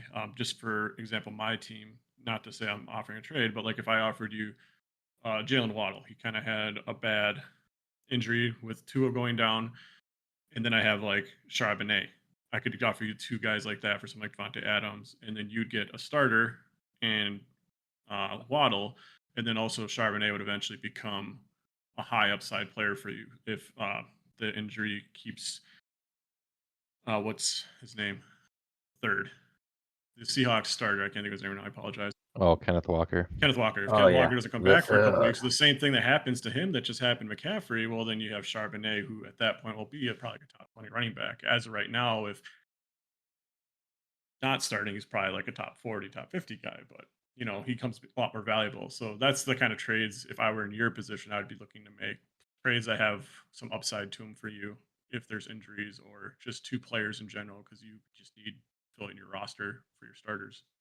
yeah, that is actually good advice because something needs to dig me out of this hole here. And I think I did see you send me something for Charbonnet once, but then Richard had another trade too, and I was just I wasn't paying too much attention. I didn't accept either trade, and then they all went away. I think it was today or something like that. Yeah, they're on a Maybe timer. I yesterday. think even if you send a trade, I think it's Expire. only got 2 days. So I don't think you can keep it Oh, forever. Because the one problem is like sometimes you'll offer a trade on Monday, forget about it. And then if you're playing on Sunday, your player might get injured or their player might get injured and they might just accept the trade. And then it's like, oh, that's not really fair. You didn't even decline the trade after a whole week and then you oh accept it yeah. after the player gets injured. So that's why that stuff's in place. Okay, that makes sense. All right. I I can thought it was always just undo a something I trade if screwed shit up. like that happens, though. Right. If something Yeah, like true. that was obvious, that's where I would say, the manager of the league should just step in and be like, hey, this is not what we consider competitive. This is just trying to rig the system. Yeah, I wouldn't try to intentionally screw anybody over if an injury or something happened either. Right. I don't think So yeah, anyone I in this league expect. really would. All right, Lee. I think that's about it for you. Any other parting words? Well, thanks for letting me come on. It was fun. I hope you do guys have other guests too, because I'd like to hear some other people's opinions on stuff too. Like definitely Carson's. He's had some bad luck in the league too, and I'm finally dealing with some of his luck from the past years. So I'd love to see what he has to say about some of this stuff too. We'll see if we can get Carson's on. Next week's guest will be a former 2-time league winner. Oh, So tune in for that one. We will have a guest on next week too. all right, sounds good. I'm actually looking forward to it. Yeah. Other than that, it's been nice talking to you boys. How the hell do I exit this without screwing anything up? It was great hearing from Lee. We were glad to have you on the show. Look forward to more guests in the future weeks. The next segment we're going to move on to, we're not going to talk about waiver wire pickups this week, but I'm just going to go on to fab spending. I'm calling this section Funny Fab Facts. The things that we spent on fab this week. First one, the biggest spend, Jordan Mason went for 41 by Scooter. The next highest bid was 31 by Jim. When this waiver went through, McCaffrey was not on IR yet, so you weren't really sure what you were getting. But looking back, I mean that's a deal. Even if you just get him for the 4 weeks of IR, that's a good deal, and you might get him for longer. We don't know what's going on for McCaffrey. I give this I give this trade a thumbs up. What do you think? Or I give this buy, I guess, a thumbs up. What do you think? I mean, seeing the other bids, obviously, it doesn't seem as good because you get him a little cheaper. You don't know, right? So, like, obviously, that was Yeah. the second highest bid at 31, which is still a pretty high bid. Scooter, like I mentioned before, was talking to me about what Lee would bid on it, and I thought Lee would probably be around $50 because I think you just want to protect that asset. And clearly, Lee didn't think that way. I think he bid like 6 or something on Jordan Mason. I talked to him after the bid. I was like, "Wait, man, what are you doing?" He's like, "I didn't think it was that big of a deal. I thought I'd have McCaffrey back in a week or two." But yeah, as of now, it looks like a steal. And if Mason plays over half the season, like what I think might happen, you can't go wrong for $41 for that. So that's a great pickup by Scooter. That might be the pickup of the year. Yeah, $41 for a starting running back for the Niners. That's a good deal, even if it's for half the season, or even if it's for just 4 weeks, which you're guaranteed to get. Next up, we had Baker Mayfield. It went to 26 for Ashley. The next highest bid was $2 by Poor Boy. So a little bit of an overspend. But Ashley needed a quarterback. Baker Mayfield, after week 2, looks pretty damn good. But I'm still giving it a thumbs down. $26 for a quarterback. That's an overspend. What do you think? Yeah, I mean, I would never pay more than $1 for Baker Mayfield. It's just, unfortunately, even though he's played well, you kind of know what he is, you know what you're going to get. And I think you're kind of paying for his best performances. You're not going to see those as much going forward. You're going to probably have more middling games like 18, 16 points. I think you could have easily played the waiver wire for a couple of weeks at a couple dollars a pop and maybe even got better production than just Baker Mayfield every turn or every week. So, yeah, I personally don't like going for quarterbacks, especially that aggressive. So I would give it a thumbs down, but maybe we'll be wrong. Maybe Baker Mayfield finally turned the corner and this is going to be his start to a top 5 fantasy season. He looks better every year. I'll give him that. So maybe this is the year he will be top 5. Next up, we had Tank Bigsby. He went to 21 to me. We talked about him last week. Because we mentioned him, I spent a little more than I wanted. Anyways, I spent 21. Next highest bid was you with $11. So I overpaid, almost double what I could have got him for. But I wanted to get in just in case he had another good week in week 2. Turns. I mean, I originally gave myself a thumbs down on this for overspending. Now I give myself 2 thumbs down because he got hurt and exited the game, and now he's probably going to miss time. And he might be right back to where he was last season, which is he got an opportunity, didn't play out. I might have just wasted $21 on no points for the whole season. Any thoughts on this one? I honestly thought I was like by far the highest bid at 11. I thought it was gonna be like a couple like $5 bids, $6 bids. I was thinking, okay, maybe like Kyle or someone will put like a $10 bid out there. So I'm gonna throw $11 bid out. That was kind of my theme. If you saw my bids, I kind of put $1 over what I expected would be the going rate. With that said, I'm happy I didn't get him obviously because of the injury, but I don't think it was a bad process. Like you can't predict injuries, so I think he did look like a solid player after week 1. It's just unfortunate he got injured. So. Yeah. I figured if he did the exact same production week 2, then everyone's bidding $40 on him. But oh well. On to the next one. We had Isaiah Likely. You got him for $21. The next highest bid was 20 by Richard. So about the best value you can ask for. That was a good bid. Isaiah Likely's good. You needed a tight end, so I like that one. I give that one the thumbs up. It's your player. What you got thoughts on this one? I mean, obviously, week 2 wasn't as good as week 1, and I think we even talked about that. You might be bidding for his best game or after his best game, and that's always the hardest thing. Is like when you're bidding on a player who just might have had their best game of the season. It's like, what is that worth? You're probably not going to see that output again.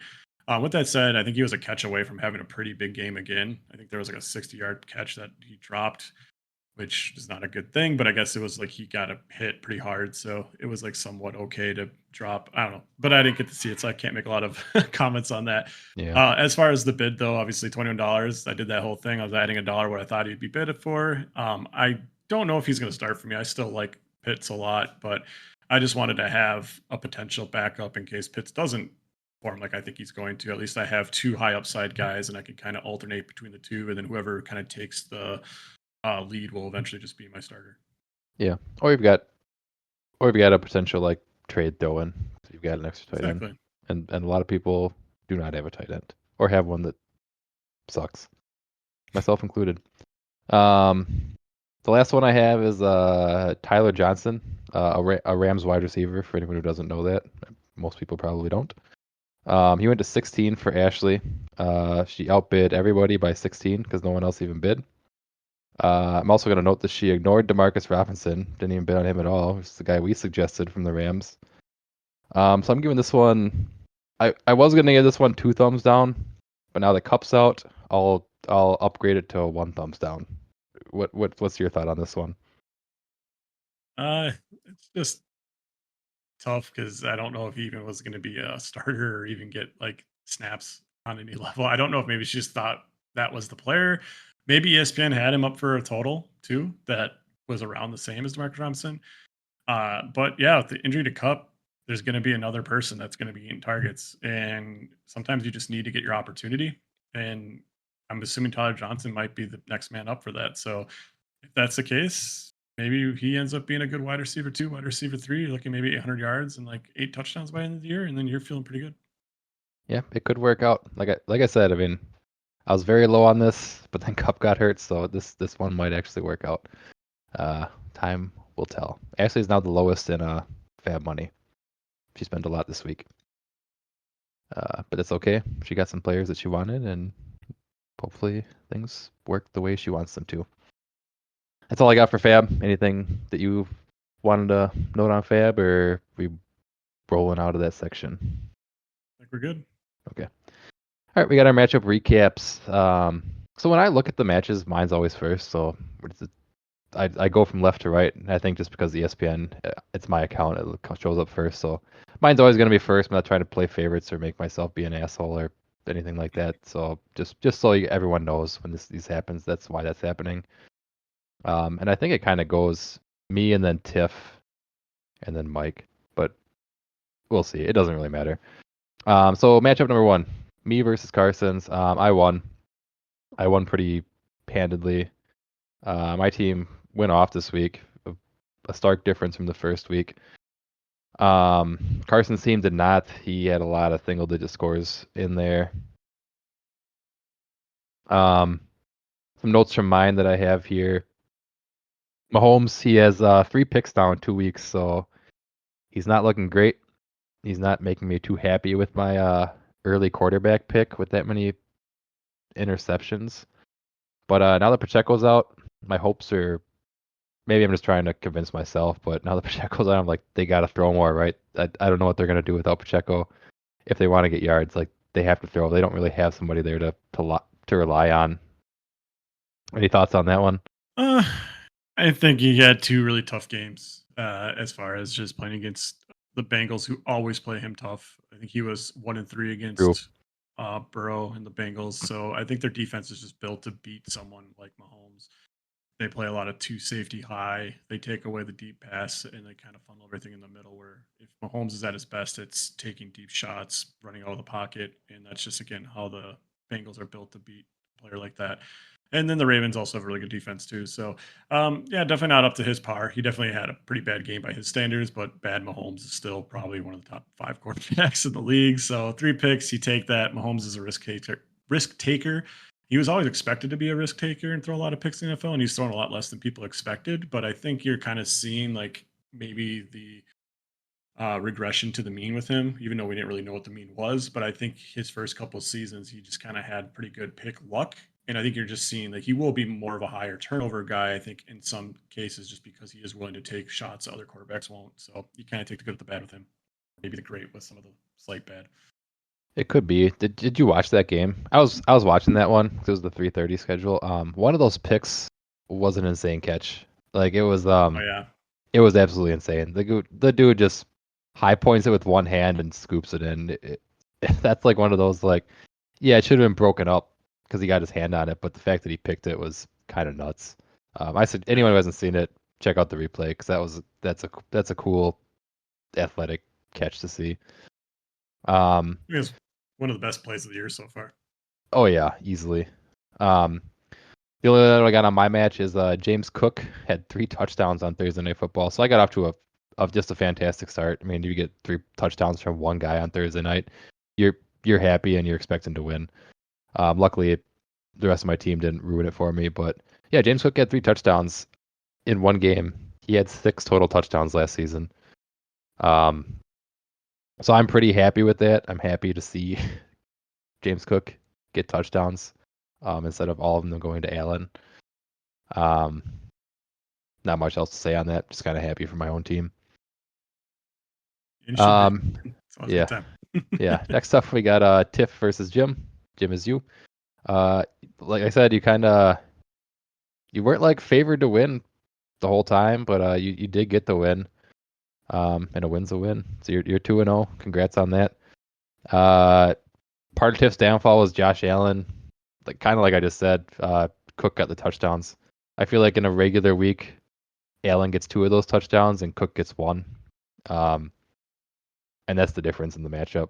I mean, if he would have had 2 touchdowns, you would have lost that match. But Yeah, I mean, that's kind of how the NFL goes, especially with those running quarterbacks. Is that like you said, James Cook had 6 touchdowns last year because Allen got them all. And Yep. now this year, it's flipped a little bit. I think touchdowns are pretty random in general. So, yeah, some guys just have better odds at getting touchdowns because the way they're utilized. Sometimes players, I think with Cook, I think he wasn't really used in the red zone last year, but now they are. So you might be seeing more touchdowns from him. Maybe they trust him more. But yeah, Allen lost out on a couple opportunities for points, and that definitely hampered him. But it was also the game. They just got up so quick, and then Tua got injured, unfortunately, and I think they just knew they have to try anymore. I mean, they could just coast to an easy win, so they took the gas off the pedal and just let the game kind of just fizzle out. Yeah. Other notes didn't affect the matchup, but your quarterback Hurts. He threw a game-ending pick to secure the upset loss against the Falcons. But Hurts ran a fucking ton. He had the tush push. I thought the tush push might go away this year. Without Jason Kelce, they seem fine. Every time they did it, they got like almost 2 yards, if not 2.5 yards. So that was my biggest fear with Hurts, and it proved to be not a good fear because when they get on the 1 yard line, they're tush pushing for a touchdown, and that's 6 points for him every time that happens, and it's gonna happen at least 1 out of 3 weeks. So as I mentioned on the first podcast, Hurts was my number 1 quarterback, and it wasn't even really particularly close. If I would have picked anyone else, it would have been Josh Allen for my number 1, but I just love Hurts. I thought he was injured last season. I think that really hindered his production. And the tush push just kind of gives him a cheat code that no one else in the league has. And then you add Saquon Barkley, which takes away from him. But what people don't understand is it also just going to make the offense better. They're probably just going to score more touchdowns. So I still think Hurts is just going to keep benefiting. And now that he's back fully healthy, you saw him running again, and he's dynamic. He's not as fast as Lamar Jackson, but he offers enough to get you 70 yards, 80 yards any game. And then I think the tush push just makes him one of the most valuable players in fantasy. So yeah, I'm feeling pretty good after that game. Yeah, last year I had him, and yeah, those tush pushes on the 1 yard line, just every time they go down on the 1 yard line, you just like cheering, like a pre-cheer. You're like, oh, that's a touchdown. That's a running touchdown for my quarterback. You just know what's happening because it's got like a 90% success rate. It's so fucking dumb. Oh yeah, it's insane. I actually went to bed early because I told Vicky I have to wake up for 5:30 to go to work. So I wake up pretty early. I'm like, I can't finish this whole game. I was already tired. I was having a hard time staying awake. I still was up laying down looking at it, and I always remember watching like game cast, and he got to like the goal line, and they're like at the 5. I'm like, oh, that's not good enough. And then something happened. And they were like, I think Saquon got 3 yards, and then the 1. I'm like, that's all I needed. All right, I know what's gonna happen next. Yeah. And the next thing I saw on the ticker was Hurts 1 yard touchdown. And I'm like, that's exactly it. So yeah, they're not taking that away. It's automatic. Even though Saquon might be the best running back in the league to run a 1 yard touchdown with, they're still going to go with Hurts because it's automatic. Yeah, it's way more likely to happen with that. It seems unstoppable. The only note I got for that one is Travis Kelce. He had 1 catch for 5 yards in the game. Another bad game for Kelce. You don't like to see it as a Kelce owner, like Tiff has been for the last like 5 years probably now. He was out there all game though. I mean, he was in almost every single play. I don't know why they're not getting him the ball. The only thing I can think is kind of like what I said a couple weeks ago is like I think they might be taking it easy on him and trying to, get him as little contact as they can until they get to like the end of the season in the playoffs.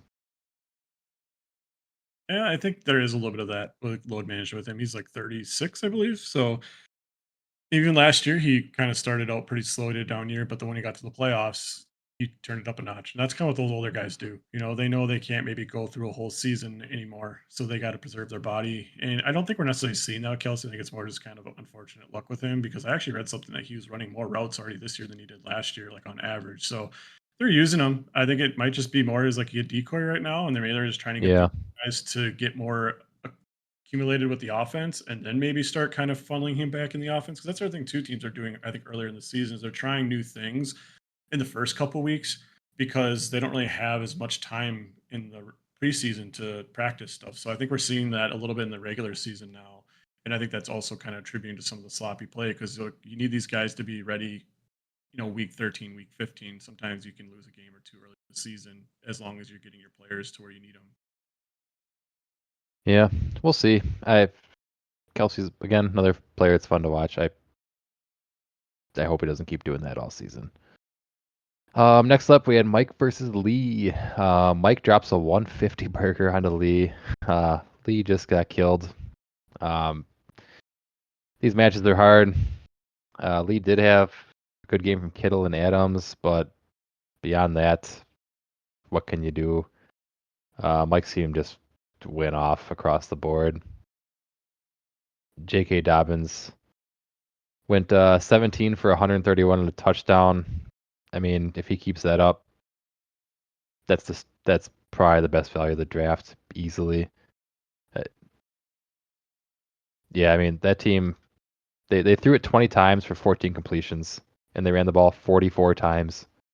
I mean they can't do that every week, but man, when they get the lead, they are just pounding it. And J.K. Dobbins and Gus Edwards are kind of splitting carries, but one of them is producing, and it's Dobbins. Gus Edwards, and it might switch. Maybe it's just luck of the draw after 2 weeks, but man, Dobbins looks pretty good, pretty damn good. Dobbins just comes down to health, in my opinion. As far as talent, top 10 running back in the league, bar none. He is an incredible player. He was actually the guy I wanted over Swift in the NFL draft that year. I really liked Dobbins when he came out of Ohio State. He was just well rounded and had like really no flaws in his game. Unfortunately, the injuries that became his flaw. But yeah, if he stays healthy, he's going to be a steal. I was thinking about him before he was drafted right in front of me as one of the players at the Brown where he did get taken. I was like, oh, I want him there just because I'm like, at that point, the risk is worth it, right? You don't care. If you get him for 5 games, you get him for 5 games, whatever. He's probably going to give you 5 really good games and probably win you a couple games. So if he stays healthy the whole year, he's, yeah, one of the steals of the draft. He's going to be exceptional, especially where they're playing, like you said. 44 rushes through only 20 times. That's insane. But I think those numbers are going to come down and be more balanced as you get further in the season because you can't sustain that type of offense. You're gonna you're gonna lose a lot of games playing like that. But they're playing against weaker teams, so they're able to get away with it. They get leads and they just hold on to them. Yeah, I mean, do it if it's working, keep doing it. Eventually, it can't work though. I will say though, I think Quentin Johnson had 2 touchdowns. So when they got to the red zone, I guess maybe they're like, let's fuck with them here, and we'll throw it when they least expect us to throw it, right when we're in the fucking red zone. So it's interesting. I'm curious. It's working. It's working. We'll see how it plays out for him. Next matchup, we got Scooter versus Jackie. Scoots take it. Scoots wins it. And also Jackie score under the 108. So some people got paid. Jackie kind of started on the back foot. Her team's not doing great either. She lost Puka and Kenneth Walker in week 1. That's 2 big, high up picks. And also Addison, kind of more of a flex caliber player, but that's a lot of injuries to start the season. It's gonna be hard to win without those guys. You gotta hope they come back if that's your team, but not much you can do about it.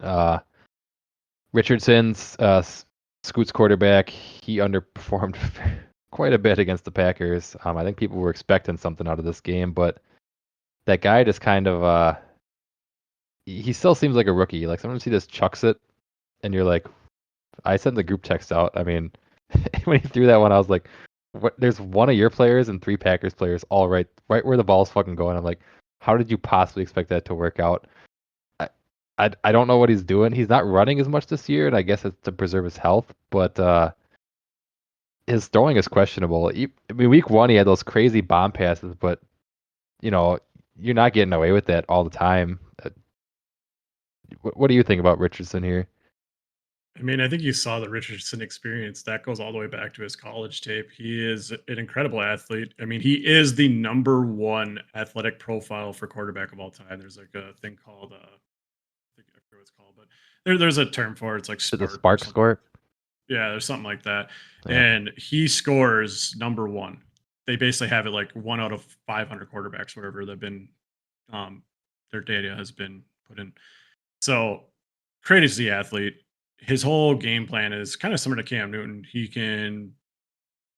might not outrun you, but he's so big that you can't get him the ground.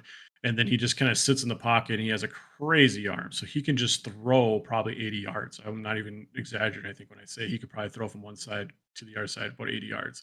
That So arm's a his whole game cannon. plan, and that's his whole thing, is he drags you in. He wants the pass rush to get to him and then he unload it, or he's athletic enough to get around you. So if you can get close to him, it's already hard enough to get him down. He's 240 pounds and he's bigger than your linebackers. And then if he can suck you in, then he can get the run. So the whole game plan of him is all built around that. It's just kind of going back, trying to use the athleticism to pull the defense in and then try to go over the top. Or the defense lacks up a little bit, then he can maybe run around and maybe get a lane. So if it doesn't work, it doesn't work very well because he's only kind of got the one trick, or two tricks rather. So hopefully he can put the other parts of his game together, have a little bit more consistency with just throwing on time, learning how route progression works, and then maybe get to a second, third read.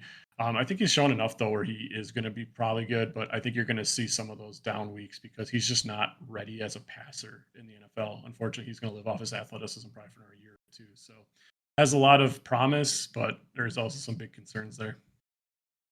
Yeah. We'll see. He's fun to watch, but those kind of games can happen when you're that kind of a quarterback. Next up, I got Achan, looking like a bell cow for now. On Thursday Night Football, he had 22 carries for 96 yards and 7 receptions for 69 yards and a touchdown. I mean, 29 touches for Achan. I'm honestly surprised he didn't have way more production, but with that many touches, that's insane. I never expected him to get that. I don't know if you want him to get that many touches, because he's small and he's explosive, and I feel like when you give a guy like that so many carries, they get beat up, worn down, then you lose that explosiveness factor that they have, which is almost what you want. But it's a great value for fantasy either way. While Mostert's out, neither of the other two guys on the team did much of anything. We kind of talked about it earlier, but any more thoughts on Achan? I mean, if he keeps up that production, he is a number one overall fantasy player. He's Christian McCaffrey level at that point. So if he can keep that up, that's an insane value.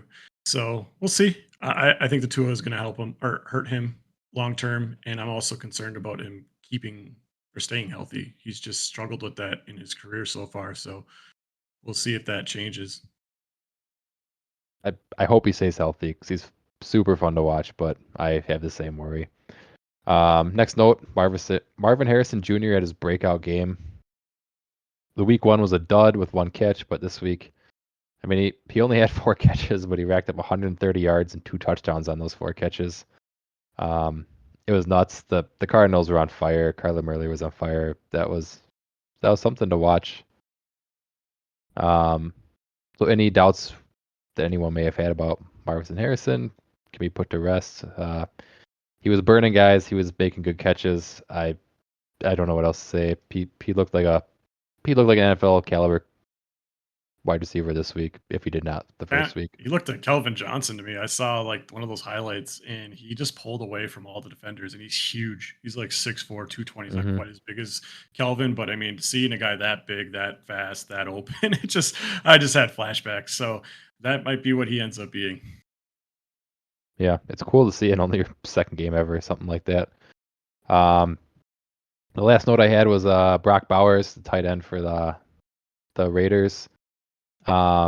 Big time game for rookie tight end in their second game ever. He had 9 receptions for 98 yards.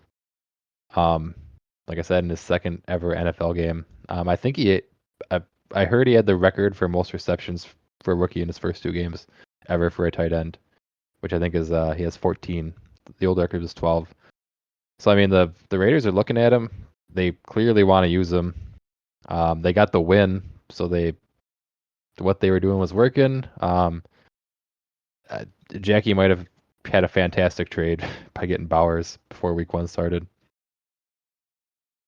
Yeah, it's hard to say at tight ends in general. I mean, it's still early. I think TJ Hawkinson had like 100 yards in his first or second game, and then he didn't do it again the rest of the season. So Mm. it's one of those things that it could come and go. But Brock Bowers was considered one of the best prospects of all time for a tight end. The only reason he Yeah. went as late as he did is just because the tight end position is devalued, and it was a pretty strong draft, so it knocked him down probably further than he should have gone. There was talk about him even going top 5 earlier in the draft process. So he's an incredible player. I think you're going to see more and more of that type of performance. So I think, yeah, that's going to be a good trade as long as their quarterback can keep him active, being that they don't really have a great quarterback. That's the main thing. Yeah, I mean, I like 9 receptions. I mean, that's a lot of receptions for a tight end. I mean, usually tight ends you're banking on like 5 receptions and you're hoping for a touchdown in there. Like you're getting 9 receptions and 98 yards. You don't even get a touchdown. He still had a good game. I like it. I like it a lot. I'm looking for 4 receptions, 50 yards for my tight end, a touchdown every now and then. So yeah, 9 receptions, 98 yards. That's almost double in that production. And I didn't even write down his targets, but he probably had a couple more. Next up, we had Poor Boy versus Vicky. Poor Boy wins that one. I kind of mentioned it with the Marvin Harrison thing, but Kyler Murray and the Cardinals they put on a show this week. They looked dominant. They looked way better than I thought they were going to be this year. I thought they'd be okay, but yeah, I mean, they're in a hard division, and currently they look like they might be the best team in that division. What do you think about the Cardinals? I mean, I'm thoroughly impressed here. I think the Rams kind of just laid an egg. That was one of those weird games that just you never know when it's going to happen. Even if it's a quality team, sometimes the team just gets out ahead. Team just packs it in. I wonder if the Rams are just having a hard time with all the injuries and they're just almost losing faith right now early in the season.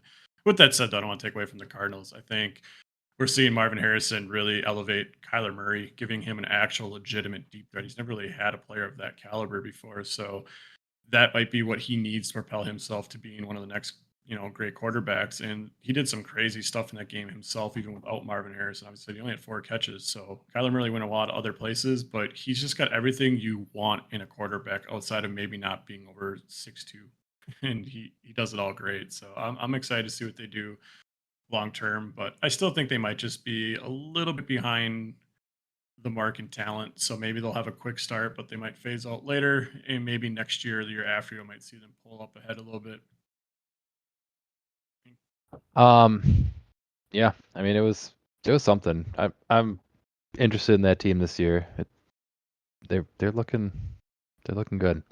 So yeah, Kyler Murray put on a show, and Alvin Kamara put on an even bigger show against the scary Cowboys defense. I don't know how scary they actually are now, but yeah, Kamara went absolutely crazy.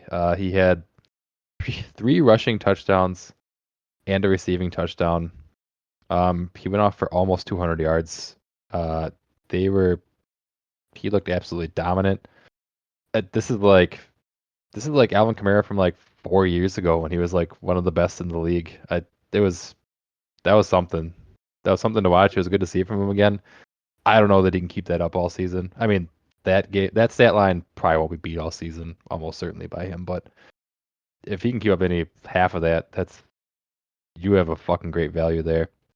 But he hasn't done it in a while. That was cool. You win weeks when someone does something like that. Yeah, I mean, it's hard to lose when a player has almost 50 points. So that was an incredible performance. I saw a stat. It goes back to like 2008 or something like that. Maybe it was a little bit, maybe like 2006. It was a Ladinian Tomlinson stat, who's basically the reason why we play PPR in fantasy football nowadays. He was so good, and he was so much better than every other player in fantasy that they basically made PPR a relevant format because you couldn't compete with him otherwise.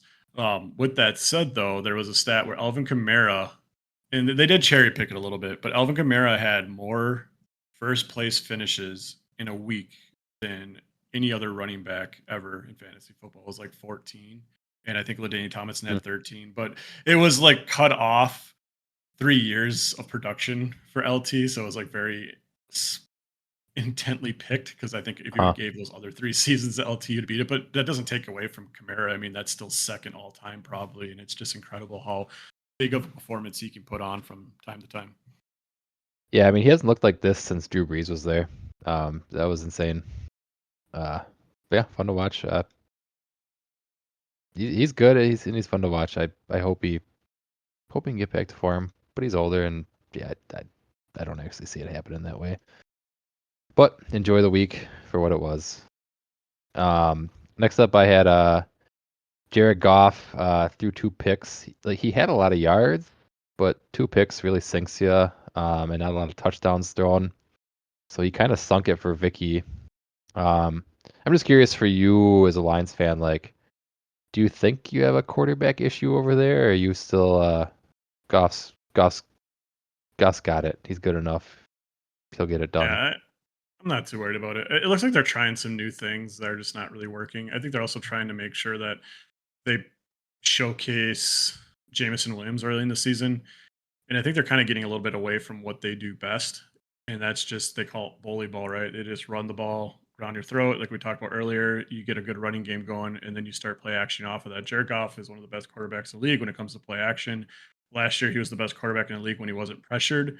And early on in the season, they've been getting kind of the offense line hasn't been quite as good as they were the following Mm-hmm. years. So that's part of it too. He's getting a lot more pressure up in the middle, and teams are pushing the pocket on him, and that's when Jared Goff struggles. So I think it just comes down to the team just kind of needs to get it figured out across the board. I think it's multiple positions that are being impacted. With that said, Jared Goff isn't really playing as good as he has, and he does need to play better. But I think that's going to come in the next year or next week or two. So I'm not too worried yet, but it's definitely a concern. Amon-Ra had his bounce back game. Like I said, Goff threw for a lot of yards, and Amon-Ra was the beneficiary. He had a lot of catches this week. Anyone who was worried after week 1 can quiet their worries. He's still the number 1 look for Goff, without question. That about wraps up Poor Boy versus Vicky. And the last matchup of the week, we had Richard versus Ashley. Ashley won. She used her new fancy quarterback, which was Baker, which helped her eke out the win. Can't really knock the spending if it results in a win. Along with Baker, I guess we had Godwin going 7 for 117 and a touchdown. We haven't seen Godwin with a crazy game like that in quite a while. It's usually Evans getting those, and Evans only went for 342 this game. I don't think it's a thing. I think Evans still the main look in the red zone. Godwin had a long touchdown when he got it. But you like to see 7 targets or 7 receptions, I should say. So it might be more of a split this year. I've always been surprised it hasn't been more of a split. But any thoughts on the Evans versus Godwin thing? I mean, Godwin's also an incredible player too, right? I think he had some injuries that slowed him down the last couple of years, and he's in a new position again. They're back in the slot where I think he works best. He did have one big catch against Lions, which is almost like a blown coverage, and that was like a 50-yard touchdown. Mm-hmm. So it's hard to really, take all of that as like, okay, he just dominated, but he did end up being like the number 1 target in the early parts of the game. Like they just kept connecting. It was always like a third down. Baker would get pressured, he'd roll out, and he'd create some crazy tight window throw to Godwin that would be a first down. And it was just like, man, can this stop happening? But yeah, a lot of that production did come on like a 50-yard touchdown, but they still count the same, right? So you're going to take that every week, and that doesn't mean that's not going to happen again. That's just more of the fluke thing that might only happen 1 or 2 more times this year. So he's definitely a lot better than where he was drafted. So great pick for Richard, and definitely someone to start moving forward. Yeah. The only note I had in that game was Evan Ingram getting hurt in the warm-ups. That I think Richard mentioned in the group chat about it, and not much you can do about that one. Apparently, like you said, he had other tight ends on his team, so he was in a unique situation to actually do something about it. But what can you do when it happens when you don't get the announcement on the app until 2 minutes before the game starts? What are the odds you happen to be staring at it right then? So that kind of shit happens. That wraps up the matchups, and that wraps up the show this week. You got any closing words for anybody? Uh, just keep trying to make some trades. I kind of slowed down this week just because I'm busy with the whole wedding everything. But Mhm. as we were talking to Lee, there's opportunities there. Lee's gonna listen because he's gonna need to. I don't think he can stay stagnant, and there's gonna be other teams in that position too. There's gonna be some teams that are gonna lose next week. They're gonna be 1-2, and they're gonna need to find a way to better their team. And the best way to do that is making a trade. And hopefully we can see a couple more of those this year than last year. I think we only had one, so I'd like to see that. I will be active. I'll be sending offers. So want to give it a shot? Just go offer random stuff to people and get a conversation starter. Maybe just even say, "Hey, I like this player. What will it take to get him?" I like it. Yeah, I was gonna wrap it up with something. You kind of spoiled it, but I was gonna say, hey, any big personal things going on? Any big plans for the weekend? Anything like that? Or Uh, Not really. I mean, obviously the wedding is a pretty big thing, but as far as like a wedding goes, I mean, it's not like a huge wedding like what most people have. It's just gonna be our family. Originally, we wanted to do the destination wedding, so that we had to push back at least a year, and we moved to just having the family wedding this year, and then we're gonna do the destination wedding either next year or the year after. But I do believe Vicky, set up like a kind of like a little dinner lunch thing at our house on Saturday with everybody. So we're excited to see everyone and celebrate with you guys. no big deal. You're getting married, dude. Congrats. Congrats on the I marriage. appreciate it. Congrats on getting We married. just been we've been Well, together almost 11 years, so I know. I mean, me and Jackie were together for 11 years, I think, before we got married. I think we were really engaged we were together for almost 10 years before I proposed, and then we got married like the year after. So yeah, that's how that's she goes the sometimes. same timeline as Vicky and I. Yeah. 10 years, and then I proposed, and then we're getting married pretty much the year Yep. after. That's the way to do it. Yep. And we got great relationships, so that is the way to do it. We proved it right there. Yeah. So Lee, how many years is that? I mean, 10 you year got to 10-year propose trial soon. period. Lee's got to propose to Ashley in like 2 years then. I don't know what their time frame is. Let's not put them under any pressure here. Yeah, that's all I got for this week. Um, we'll just wrap her up there then, I guess. Thanks for joining me, Jim. Thanks for joining us, we Lee. actually have we forgot one thing. We need a We don't bet. have a bet. You're right. We don't have a bet. You got any ideas? I really don't. I didn't even think about Yeah, it. fuck, I didn't look at shit. um, What's Thursday let's night see. football? We can make it easy, I guess. Yeah, let's take the next If game. we disagree on it. I mean, I'm okay playing devil's advocate too. I'm willing to take like the worst matchup. Oh my god, it's not looking. Yeah, Patriots versus the Jets. They're both 1-1. I mean, I think the Jets are going to win that, but the Patriots The have been Jets. pretty I'll good. I'll take the Patriots then. I'll take the Patriots. That's fine. The Patriots looked better than expected, and their defense looks really good, and the Jets' offense has not looked that good. So I could see it being like a 6-14 kind of game.